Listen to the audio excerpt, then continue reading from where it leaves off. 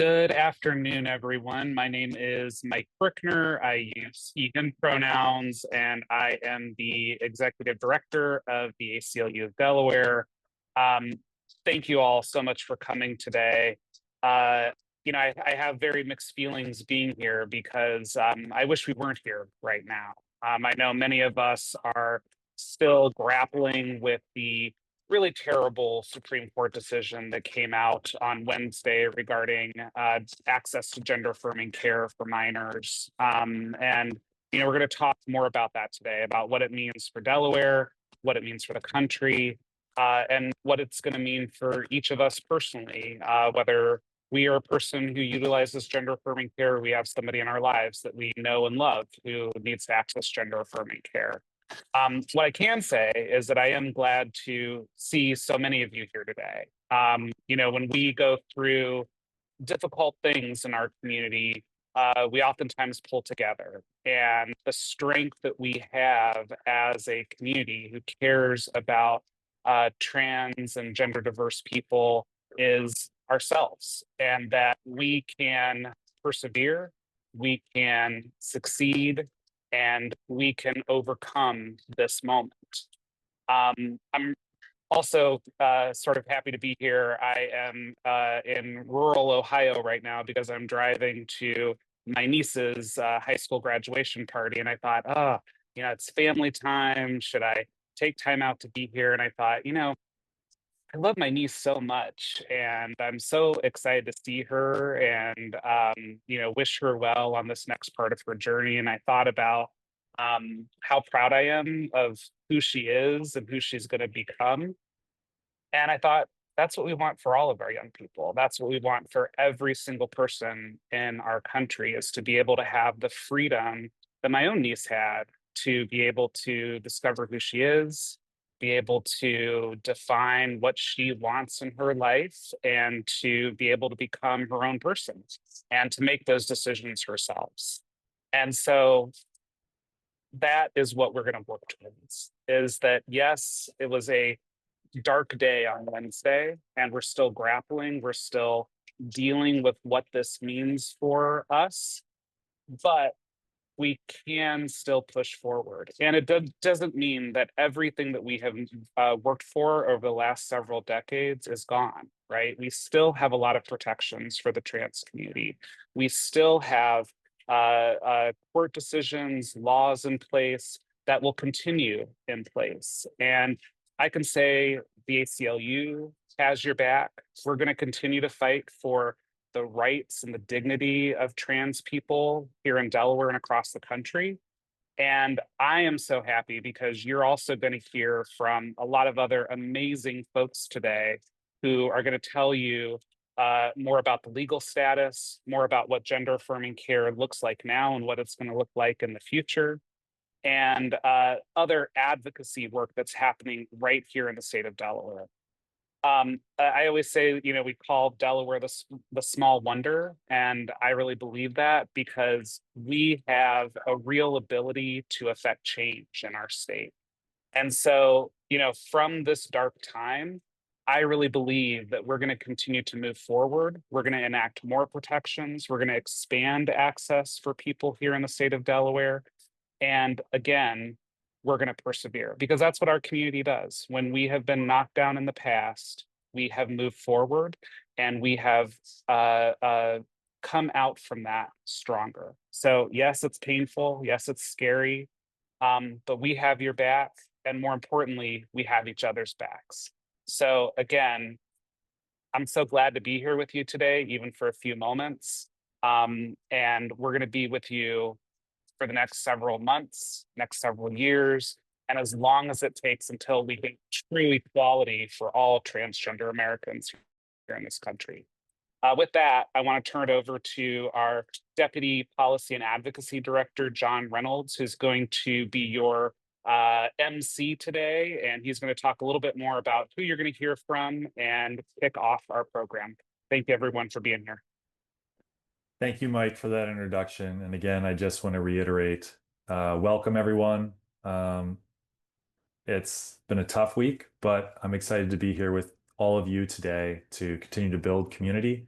And review and get some accurate information about what's happened at a federal level and a legal level this week, as well as where things stand in Delaware. So over the course of today's program, which is a collaboration between the ACLU of Delaware, the Delaware Sexuality and Gender Collective, Orgullo Delaware, Trans Refuge Now, Del Dem's Pride Caucus, Stonewall PAC, Parents of Trans Kids, Sussex Pride, Equality Delaware, and the Delaware State Bar Association's LGBTQ plus section. I'm grateful for all the partners who came together on short notice to put this together. But we're going to be covering a few things. The program is going to kind of fall into two core sections. The first one's going to be about making sure we have a clear understanding and accurate information about what happened this week and where we are in Delaware. So we're going to have Mark Papura join us to share a little bit more of the kind of legal overview of what the Skrmetti case did and what it did not do. Then we're going to be followed by Noah Duckett, who's going to provide an overview of the landscape in Delaware and the ways and processes and pathways to access care. After that information section, and please, if you have questions throughout that, there's both a Q&A section in this Zoom webinar that you can feel free to add your questions to, or please share them in the chat. And I'll do my best to make sure our speakers are aware of the questions, and as we're able to incorporate them into that conversation, we will. After that piece, we're going to shift into some community building. We're going to go into breakout rooms. We have facilitators assigned to help guide our conversations in those breakout rooms, but the goal is to help connect with each other, understand where we all are, what we need in this moment, and what we can provide and help others with, and build those connections that are going to be important, not just in this moment, but as we move forwards. And after that, we're going to come back together, kind of see if there's any remaining questions that we might be able to answer and talk about ways that we can take action in Delaware.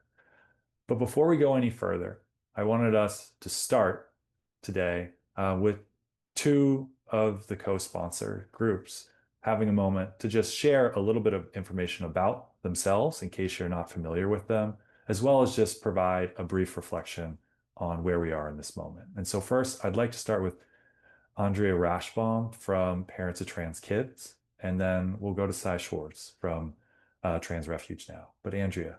Hi, thank you, John Reynolds. My name's Andrea Rashbaum, and I'm the co-founder of PTK Delaware. We are parents of trans and gender expansive kids. So if you have a trans or gender expansive kid or a child who's questioning their gender, you can come, and if you want to email us, it's very simple. It's ptkdelaware@gmail.com. And we started as parents of trans kids, and then over the last almost 9 years, we started in 2016, we've added the gender expansive kids. We just didn't change our name.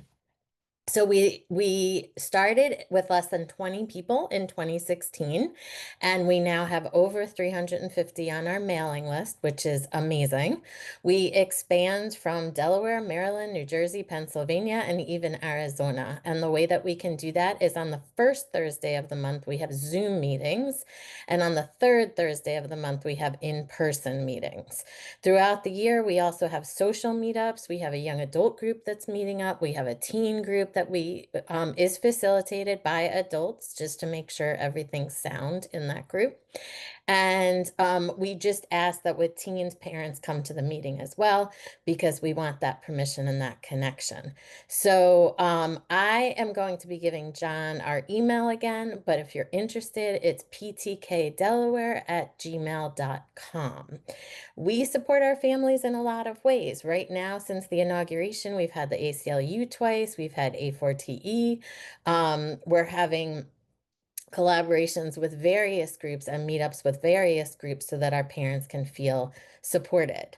We also like to give them some help. Currently, we live in Delaware. Currently, our kids can still get gender-affirming care, and we're trying to work with the hospitals and figure out how to best support the hospitals, which is something I ask you to do as well. So right now, we're doing pretty well in Delaware. I do want to mention there's also a coalition called Be the One.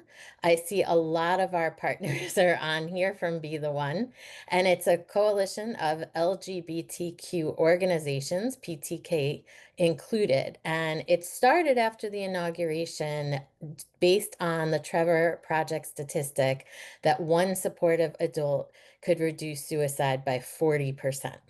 And that's a huge number. I mean, that's we just need one. Imagine if we had 11 or 20 or 50. And our kids saw through the newspaper, through lobbying, through coming to our meetings, through being part of things like this, they're supported and they're feeling supported. And that's something that's really great. So the Be the One Coalition, I'm going to be giving John that information as well. So when he sends stuff out after this program, you'll be able to access this.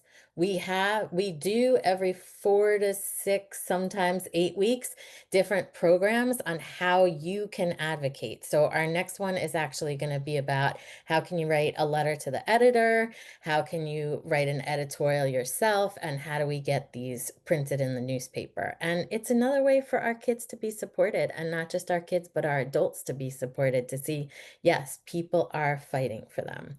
So our group supports the parents. We have things for our kids and young adults. And I'm part of Be the One very heavily, and I've done 3 workshops already. And I think people feel like they're getting something out of these workshops. Here's a small bite-sized something that you can do. So if you want to come and be part of PTK Delaware, that's great. If you want to be part of our Be the One, no membership really, but just want to come to our events that we're having, John will be able to send you that information. Thank you for having me, and thank you for letting me speak. Thanks, Andrea. And yes, as Andrea shared, we will definitely be providing resources out after the meeting. And for anybody who's interested, there's also in this very fancy Zoom webinar setup that we're using today, a tab under the More section that includes resources, which includes some links that we have uploaded right now for some of the organizations or other resources that we'll either be talking about today or be sharing out afterwards. Please feel free to check those out. Sai, I'd like to go to you next.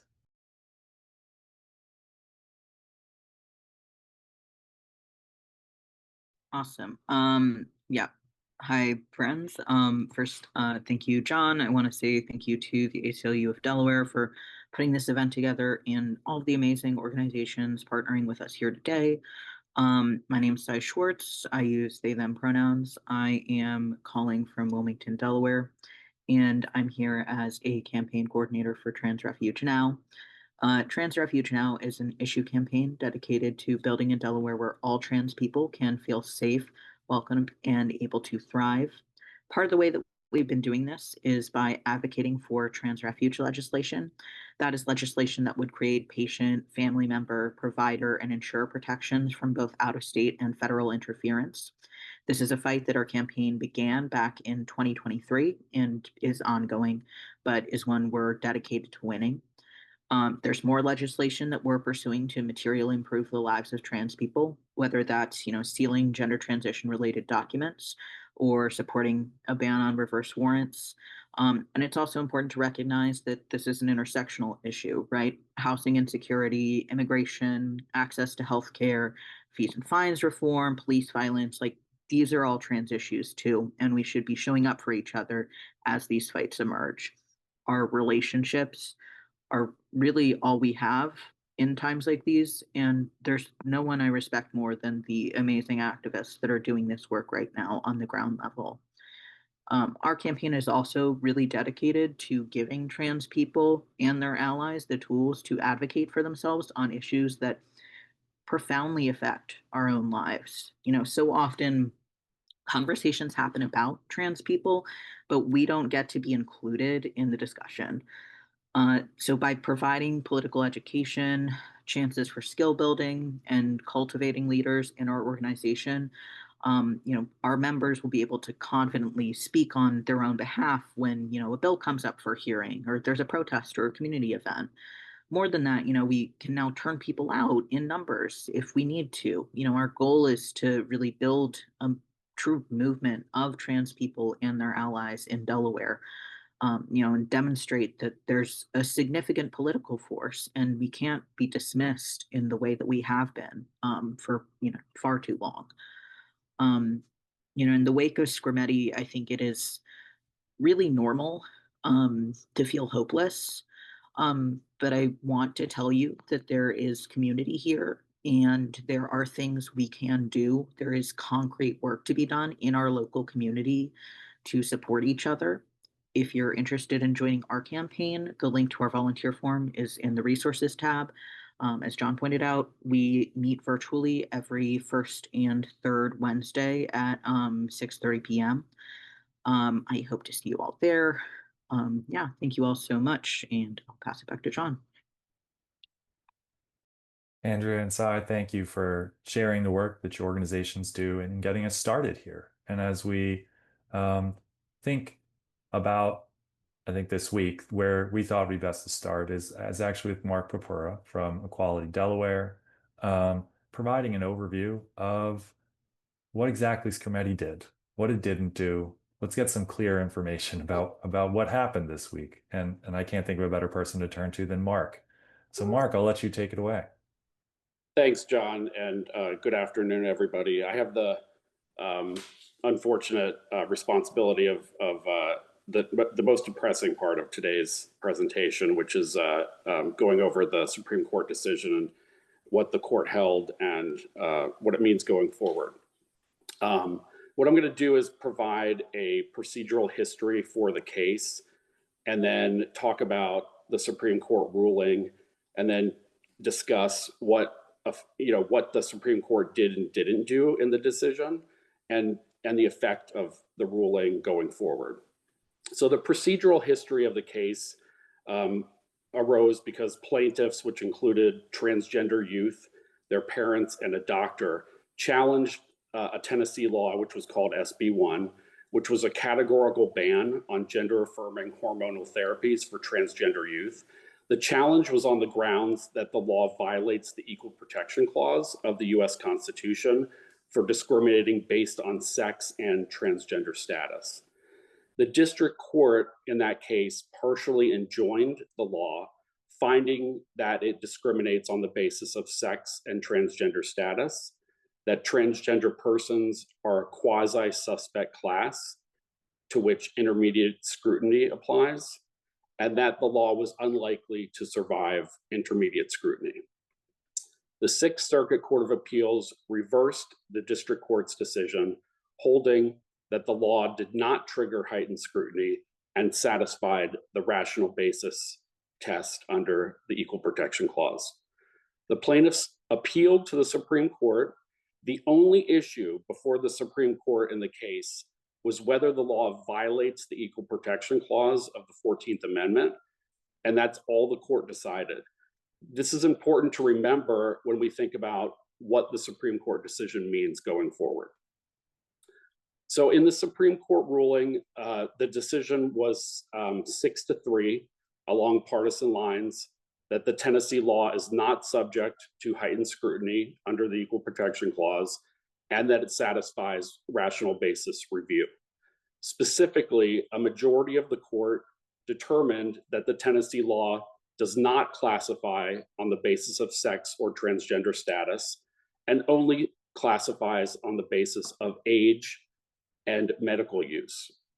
Specifically, with respect to those classifications, the court found that the law classified on the basis of age because healthcare providers could administer certain medical treatments to individuals age 18 or older, but under the law were prohibited from administering them to minors.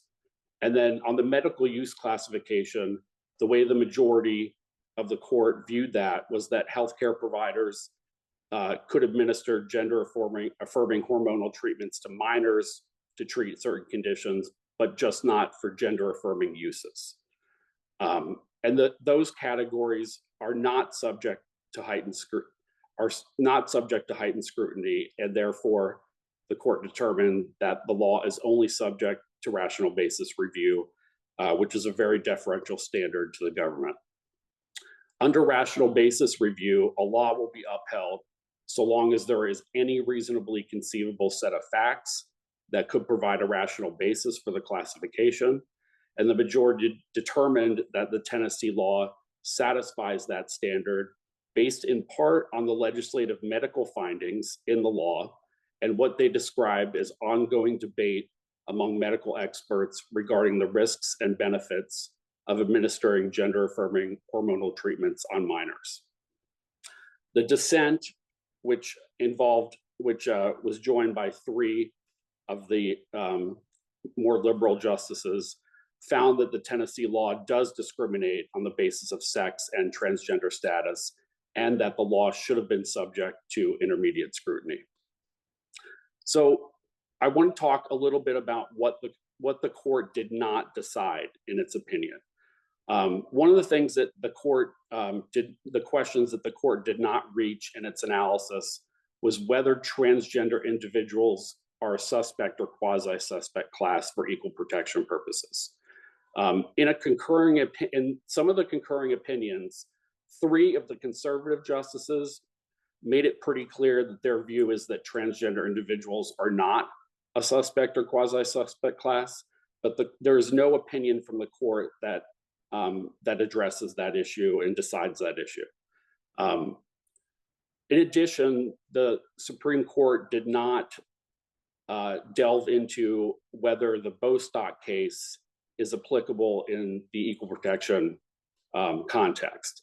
The majority opinion distinguished the Bostock case. If we all can remember, the Bostock case previously held that employment discrimination based on transgender status is discrimination based on sex. And the court did not decide whether Bostock is applicable outside of that employment discrimination context. To them, it was not relevant to the holding in the Skrmetti case. Mark, I jump in actually with a question in the chat that I think will be helpful as you keep going forwards. Kim asked in the chat if you could just provide a little bit more information about what the term suspect class means in an equal protection context. Like if something is termed a suspect class, what does that mean? Yeah. And what are some examples of things that have been termed suspect classes for equal protection purposes? Yeah, so the court in previous decisions has, in the equal protection context, looks at the classification that a law is making, and determines whether it's may determine whether the class is suspect or quasi-suspect.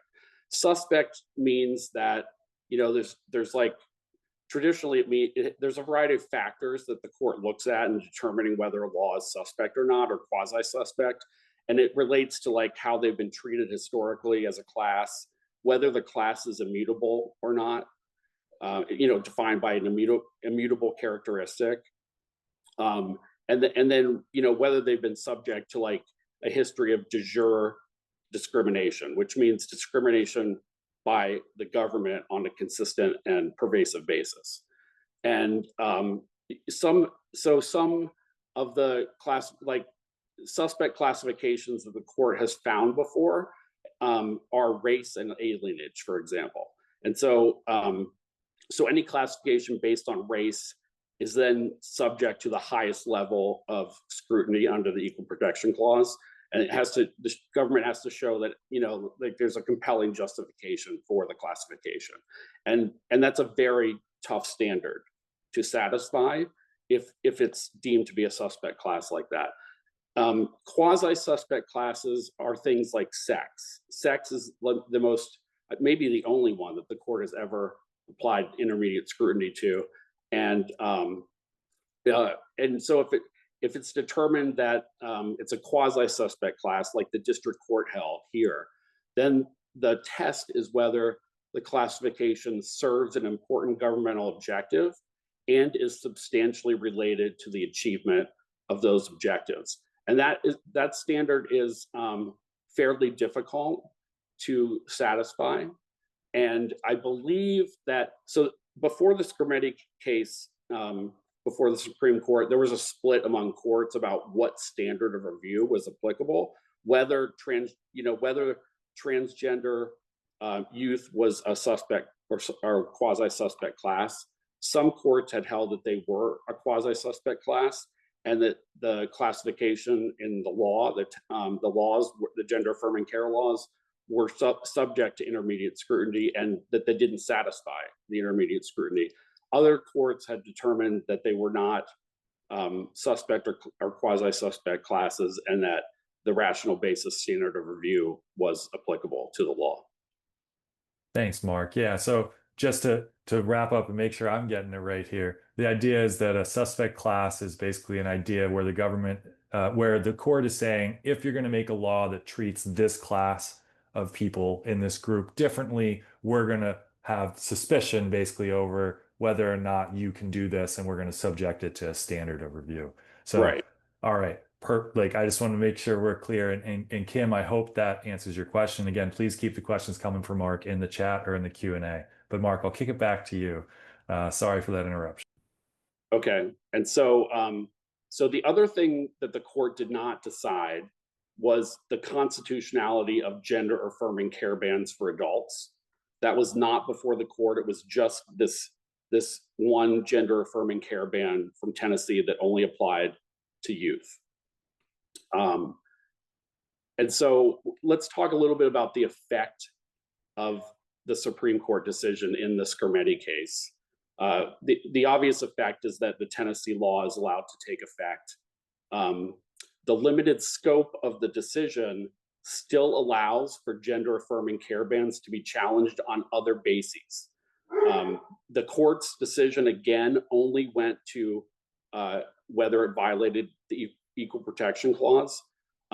There is still the ability to argue that bans violate state constitutions, and that they violate the U.S. Constitution on other bases, such as under the Due Process Clause, as violations of fundamental rights, including parental rights. The Skrmetti decision also does not change the law in states that have not passed bans on gender-affirming care, like in Delaware. As was mentioned previously, in Delaware, there was no ban on or restriction on gender-affirming care, and so that continues to be the case after the decision. The case also underscores the fact that the majority court, explicitly said that they're leaving this to the legislative and democratic process. And that sort of underscores the need for our community and our allies to work together to protect not only gender-affirming care, but also all transgender rights, both legislatively and through the democratic process, and do whatever we can to ensure that transgender individuals have access to gender-affirming care. And that's particularly important in states like Delaware that do not have these sorts of bans. John, I think we can open it up to any more questions. Yeah. Thank you for that overview, Mark. And so before we transition over to Noah to talk about some of the Delaware landscape and pathways to access care, I just want to see if there's any other questions for Mark.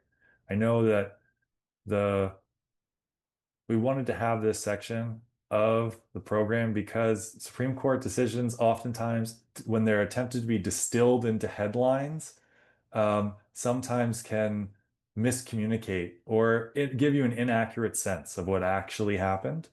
And this is not me or Mark saying that what happened was good on Wednesday, but that perhaps based on what some of the information that's been going around, it may not have been, it is not quite as bad as some of the narrative around it may be indicating. And I will add that, that the constitutional arguments under the Due Process Clause have been, in some cases, successful. Like there's an Arkansas district court case where the district court has enjoined a gender-affirming care ban on youth under the basis of the Due Process Clause. And so I think it's possible that those arguments may be stronger arguments for striking those laws down. Thanks, Mark. I had a question based on a lot of our membership. We do, as I mentioned, we do have people who come to our Zooms for other states, and you may not be able to answer this question because it may be state by state basis, but they are wondering if they have to move to places like Delaware or they'll be able to cross state lines for care. So can you just speak to that a little bit? Yeah, so the bans sort of look different in different states, and so it is state dependent. Some states have laws that criminalize seeking care in other states, and so it might be dangerous for transgender youth or their parents to seek care in other jurisdictions. I will note that some states are enacting shield laws that basically say we're not going to cooperate with investigations of these states that criminalize seeking gender affirming care, and that not only are they not going to cooperate, but they're not going, they sort of say they're not going to enforce judgments, they're not going to enforce subpoenas, and that was the subject of the governor's executive order yesterday that he announced at Camp Rehoboth. The governor has signed an executive order that prohibits state employees and state agencies from cooperating in cases that seek to criminalize obtaining gender affirming care in Delaware. And so that is something that that our state is and I think the ACLU sort of pushed the governor to do that and was very successful in getting him to do that. I do think, and then there is a shield law, a medical care shield law that's going through the General Assembly right now, and so I'm hopeful that that passes and that it provides some protection for people that seek to come to Delaware to obtain gender affirming care, assuming that that care is available in Delaware. Thanks, Mark. And I see we have some more questions in the chat, and I actually think that if it's okay with Noah, I'd like to transition to Noah because I think some of those questions may be partially responded by what Noah's going to share about the landscape in Delaware and pathways to access care in Delaware. And the ones that are not, we can revisit after Noah. But thank you again, Mark, for that overview. And again, everyone, if you have more questions, we will have space at the close of the webinar to talk further after we connect in our groups. And we'll also be doing our best to provide responses to anything that we're not able to answer during this hour and a half for folks to have questions afterwards. But Noah, I'm going to transition over to you. Awesome. Thanks so much, John. Definitely want to first and foremost thank the ACLU for holding this, for putting this together so quickly. Just as always, so incredibly impressed and proud of the leadership at ACLU of Delaware. And I've never, ever, ever had to wonder if you were all going to step up and to have our back. So definitely grateful for that. My name's Noah Duckett. I'm a licensed clinical social worker. I'm a co-founder of Orgullo Delaware and the Delaware Sexuality and Gender Collective. We primarily do education, programming, community support, trainings for other organizations, and a lot of support for LGBTQIA, Latinx, and their families in Delaware. I am, even more important than all of that, a really proud Delawarean.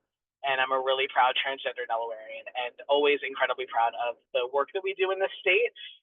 So excited, as always, to talk about Delaware and how we're doing a lot of stuff great and how we have a lot of opportunities for growth. So again, thank you for having me.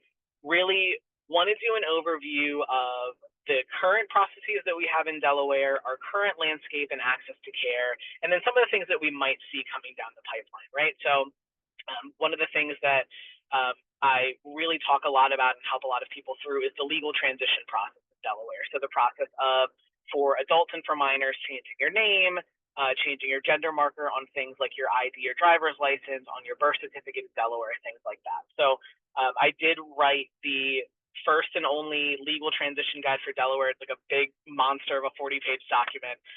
which hopefully can be linked in the chat. I think I sent it out to Mike yesterday because we just got it approved for legal.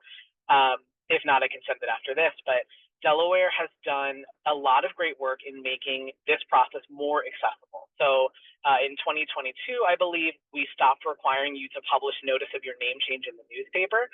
So before that, for anyone changing their name, whether it was for marriage, for transition stuff, for adopting somebody, anything, it was publishing your existing name in the newspaper with your address and then what name you were changing it to, which, as you can imagine, incredibly dangerous for a lot of people, for trans people, for people, escaping intimate partner violence, for, tons of people. Also, I don't want my business out there like that, right? And so Delaware did a great job of getting rid of that requirement. It's no longer necessary to publish in the newspaper. You just directly file your name change through the county court, which is great.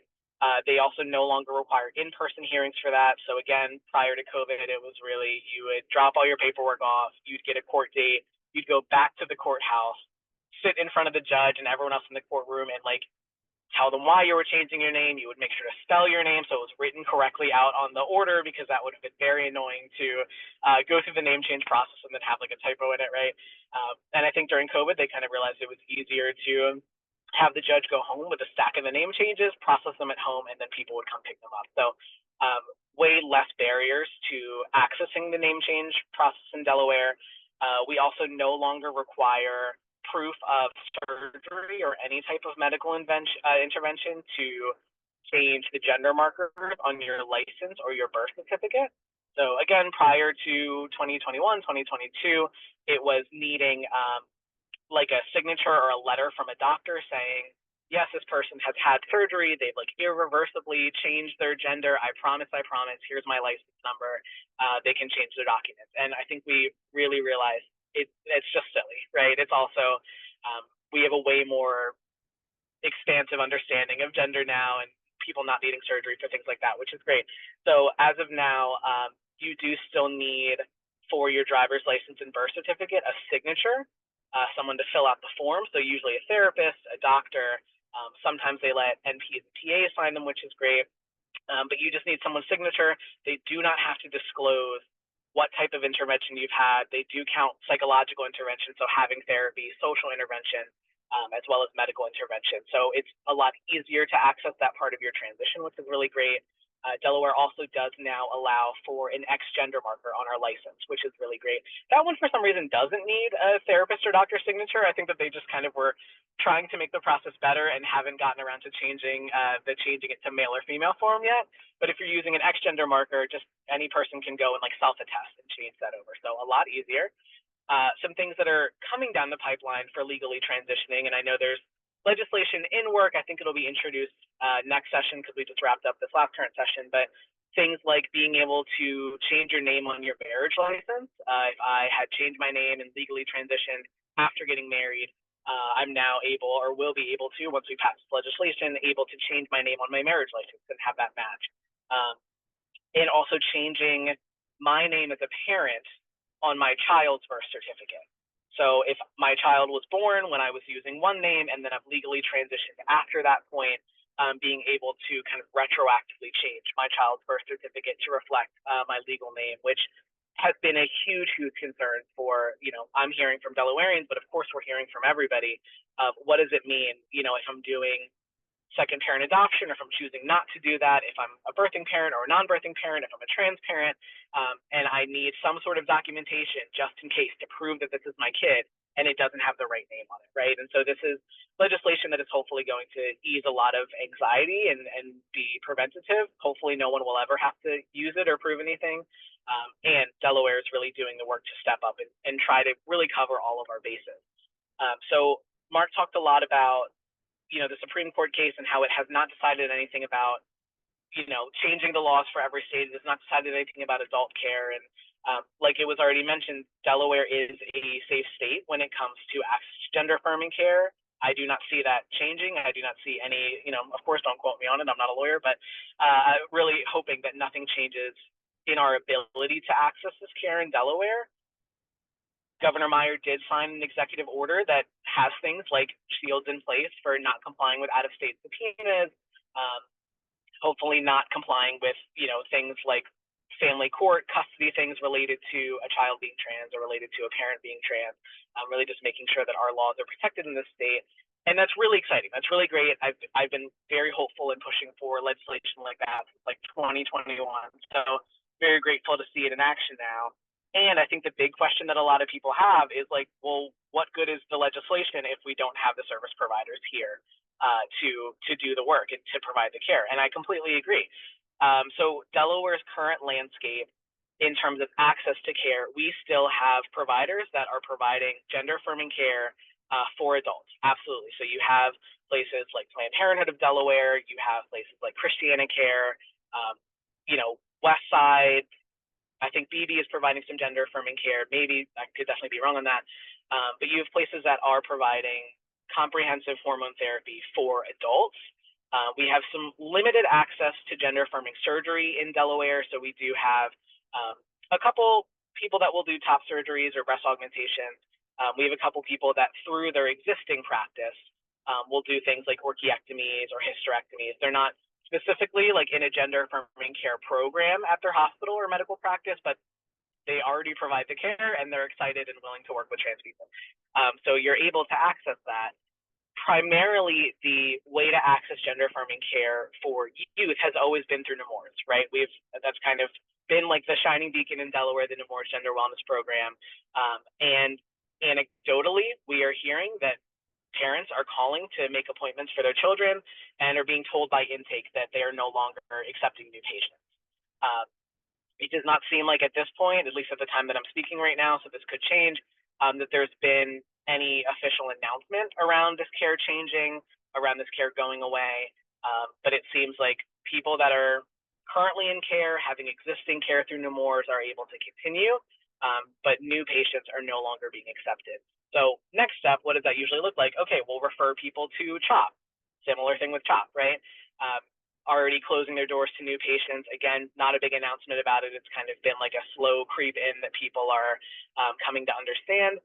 So then we're looking into New Jersey. I just got off a call with Cooper, same thing. They don't provide care for youth anymore. And so the options are getting smaller and smaller. And the primary reason is not, we're not willing to provide this care. We're not passionate about this care. It's really the threats around loss of federal funding seems to be the primary motivator for youth programs no longer accepting patients, which is scary, right? I see that Andrea asked in the chat if Mazzoni takes youth, and they don't. I believe that Mazzoni is also 18 and up. The last time I checked, but I could definitely follow up on that.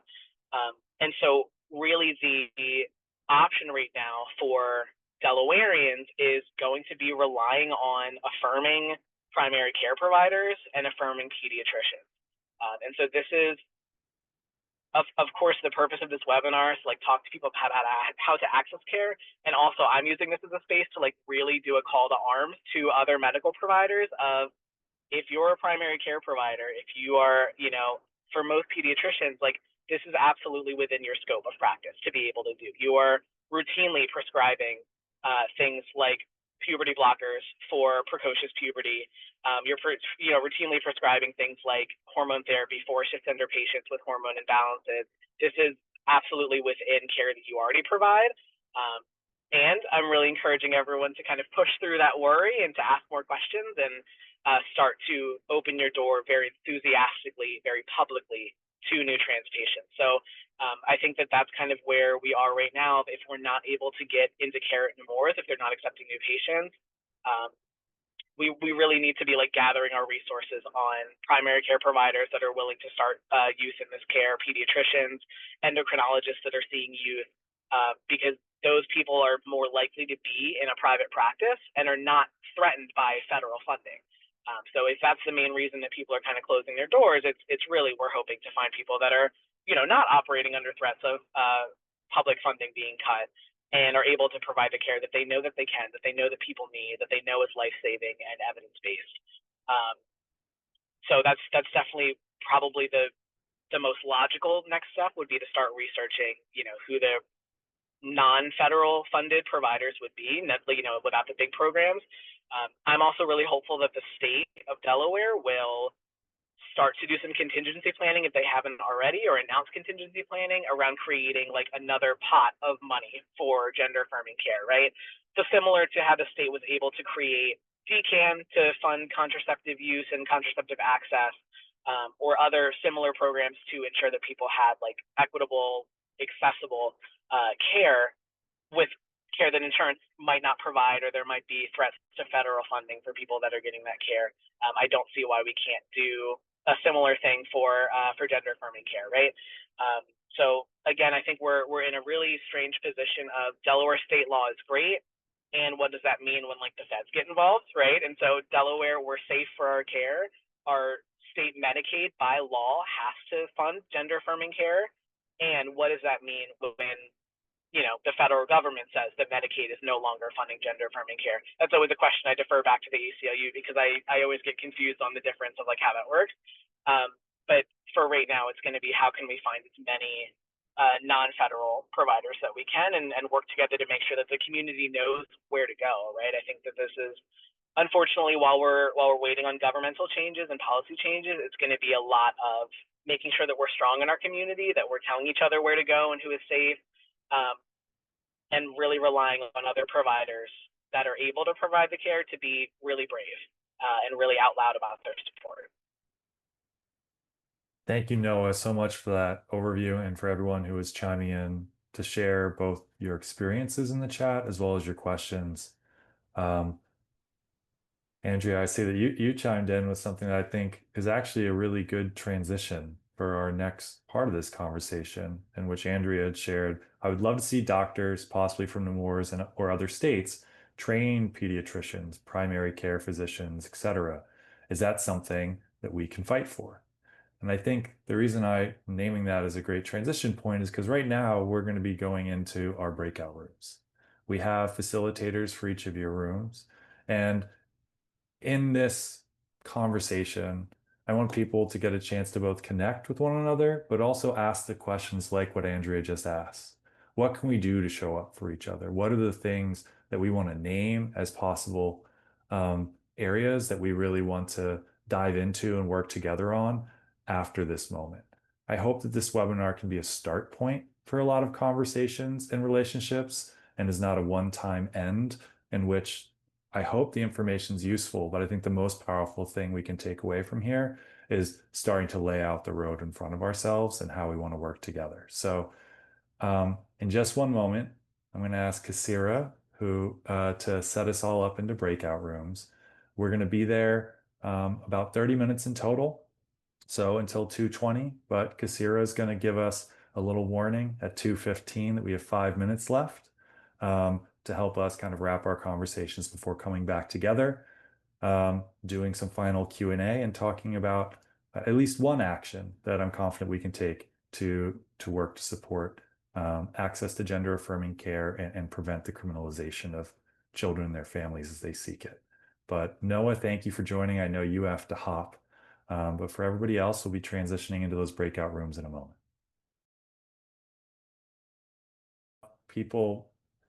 People break out from the Zoom, they leave, but I see many of you stayed, and I'm really appreciative of that. I hope that you all had some good conversations, were able to connect with some people, and that this can be the start of multiple conversations moving forwards.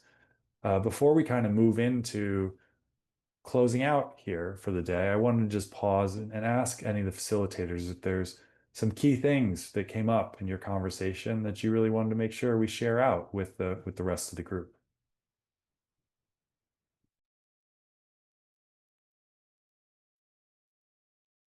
I'll just add one thing quickly. One of the take-home messages for me is that this is happening in real time, and that there are real families right now considering whether or not they should move to Delaware. And we don't have the answers that we can give them to help them make that decision, because the medical provider situation is shifting. And it's a scary time in that regard. I think there's some amazing people and some amazing energy, but there's a lot of questions still. Thank you, David. I know it's something in our impromptu main room breakout also came up about this idea of needing to continue to put together resources and lists about what actually is accessible in Delaware, how to access it. And that's an area we can continue to improve, especially throughout the state, not just in specific counties. And then talking also about the idea of continuing to create, if not spaces like this, resources like some of what's provided today to make sure people are aware and feel they can turn somewhere for accurate legal information about what is happening, what is changing in a landscape that continues to move. I don't know if Cy or Brian or Andrea, who I see got moved into the attendee side.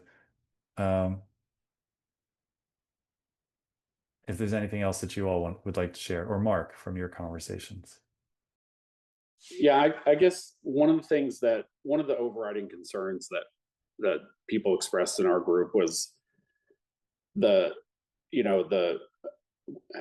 having laws is great, but unless they're enforced and they're not of much use. And so there was general concern about are the laws that are being passed going to be enforced, and also concern about the preemptive decisions of care providers to stop care out of fear. That was and the uncertainty that presents to people is a real concern. Thanks, Mark. Andrea, I saw you had your hand raised before I moved you back in, so I don't know if that was I got kicked out of the whole meeting. You didn't want me anymore. No, something that came up in our group was we have the executive order, and that was great. But of course, the congressional session is ending, and there was, concern about codifying, the executive order basically. And we talked about a lot, which I thought was great, how, the session won't begin until January, but they're working on their bills in the fall. And so call your local Congress people and say, hey, is there a bill that's going to, come up that helps to codify this in law? If not, can we create one? We talked about Eric Morrison and Marie Pinkney, that if there is one, they would know. So just calling and just finding out and saying you'd like one. We don't have to wait till Congress is in session. Let's do something at the end of the summer or fall to express what we want and what the community wants. Thanks, Andrea. Cy? Yeah, and I will plug that, if you are interested in that sort of work, Trans Refuge Now is a great place to, get updates and work on outreach to legislators. We've been working on, trans refuge legislation for several years now. So yeah, definitely stay in the loop with us. And yeah, in our breakout, we had a great conversation. I think a lot of the highlights were sort of talking about at the one time, on the one hand, sort of having these practical concerns and anxieties, and trying to figure out, well, should we, be updating our documents? Should we, what doctors are available to us? And then on the other hand, really still wanting to be able to, for trans kids and for trans community, providing opportunities for joy and for, creating spaces where we can, have fun and levity and like community spaces where we can not be focusing on sort of like the um, sort of sadness of all of this. Um, and yeah, talking about sort of what that looks like, and also sort of asking for more events like this, which I thought was great.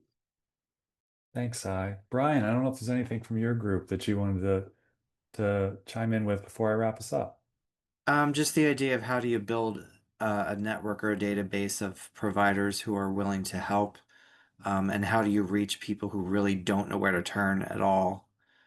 People who might have a trans kid or something like that, they just have no idea where to go. So that's a concern, I think. Thanks, Brian. And before I close this out, I want to say thank you to all the facilitators and the speakers today. This all came together very quickly, folks. The Supreme Court did not let anybody know that Wednesday was the day. So Wednesday was kind of the start of forming today. And I hope it's been useful. And I hope, again, as what it sounds like, that this can be, we can use this moment to continue to find other opportunities to connect and continue our conversations. I see a question in the chat. Is this being recorded? Yes. Everything other than the breakout sessions portion has been recorded, and we will share that out with attendees. And please feel free to share that video. But I wanted to name a few things as we close out here. Number one, that I hope people are leaving today recognizing that no one is alone in this work, and that that we have many opportunities to work together to actually accomplish things. There are many folks on this call who have been doing the work for multiple years, and while it's not always fast, we have seen in Delaware the results of some of that. The fact that state laws and policies in Delaware are stronger in our state than in many others, that we are not in a position in which we have legislators seeking to criminalize access to care, but instead are seeking to protect it. And now, while this is not me sitting here saying that where we are is good enough, it is recognizing that the groundwork has been laid and much work has been done. And while there's more work to do, we're coming to it from a place in which there is actual opportunity. And that's really thanks to many, again, of our panelists and facilitators who are on the call today, and many of you who are tuning in. And as we think about what can Delaware do moving forwards, we've highlighted some things that we can continue to work on as we move forwards, generating more information and resources and lists about providers, engaging providers and changing their minds about the willingness to provide care, or creating a kind of a new network. Even if Nemours is going to be winding down, what are other ways that we can use perhaps some of the expertise that Nemours had developed to educate other doctors who will not face that same risk? There have been a lot of great ideas, and they're all things that I think we should continue to work on. But if people are looking to do something right now, legislative session has 4 days left in Delaware, and there is one piece of legislation that would allow Delaware to continue to name kind of itself as a leader in protecting both access to gender-affirming care, but also civil liberties generally, and ensuring that we work to be what the ACLU of Delaware has been calling for 6 months, a firewall for freedom on many fronts, including trans justice. And one of these policies has to do with this tool called reverse warrants. I'm going to talk about, it's a very complicated, boring legal tool that unfortunately can be used in really harmful ways. But I'm going to quickly summarize it. And if you, based on what I talk about, are interested in taking action and letting your legislator know that we need to ban the use of these in Delaware in order to protect people, not just in our state, but across the country, I've just put a link in the chat. But what is a reverse warrant? From an ACLU perspective, and actually one federal circuit, they're unconstitutional to start with. I'll start there. They're unconstitutional, basically dragnet style warrants that they don't have any individual suspicion. They're not looking for information about a person who's suspected of doing a specific thing. They just say, I want everybody who typed in this search term into Google. Maybe it's, how do I access gender-affirming care for my child?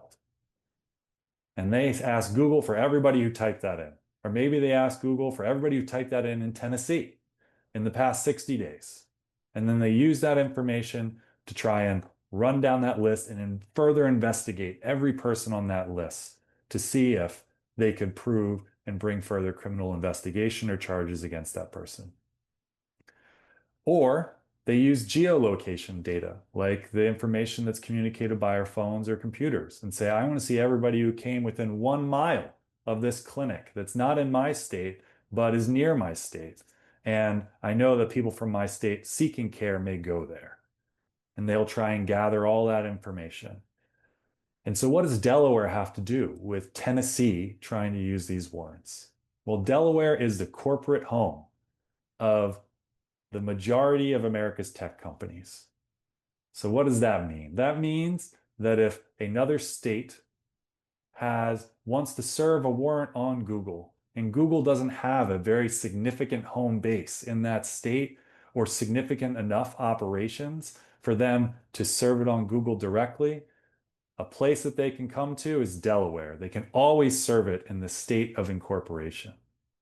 And if Delaware allows these warrants to exist, there's a possibility that our state will enable places like Tennessee to serve warrants seeking to criminalize parents and children seeking gender-affirming care, or people in Idaho seeking abortion care or supporting either family members or friends in accessing that care, or in places like Florida that have been in Texas that have been criminalizing people who have been seeking to assist our immigrant communities. And if I'm being honest, it's not just issues that probably folks on this call care about. This impacts everybody. Like, this is a pretty core thing. Government shouldn't do it. It's unconstitutional.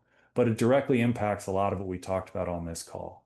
And this is an opportunity for Delaware to remove a tool in the tool belt from many of the people seeking to target and attack trans people and their families. So if you're interested in supporting that legislating and letting our legislatures know that they need to take action this next week, especially after this Skrmetti decision, the link's in the chat.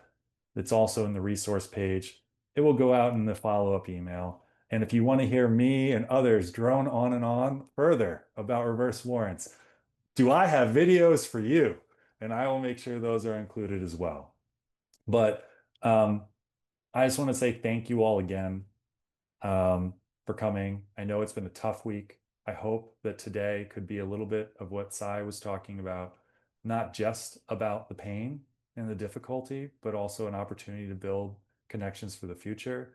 And if folks have time this afternoon and are in the Wilmington area, the Family Pride Day at the Delaware Art Museum is going to be going on until 4 o'clock or 5 o'clock this afternoon.